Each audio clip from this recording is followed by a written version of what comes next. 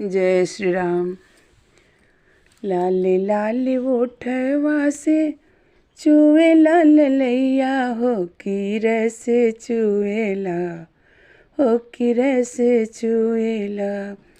लागे वाली बतिया ना बोलो मोरे राजा जी करे जा चुमेला वो करे जा छुएला।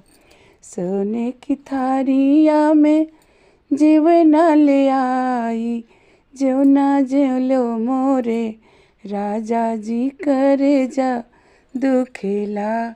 जेवना न जेवा लो करे जा दुखेला हो करे जा दुखेला। लाले लाले ओठवा से चुवेला ललैया हो की रसे चुएला हो की रसे चुएला। लागे वाली बतिया ना बोलो मोरे राजा जी करे जा चुमेला हो करे जा चुमेला।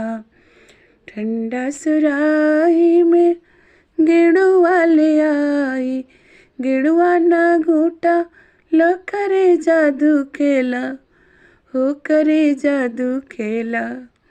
लागे वाली बतिया ना बोलो मोरे राजा जी करे जा चुमेला हो करे जा चुमेला।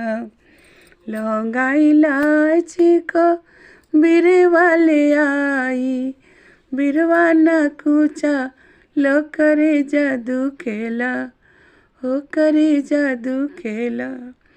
लागे वाली बतिया ना बोलो मोरे राजा जी करे जा छुएला हो करे जा छुएला।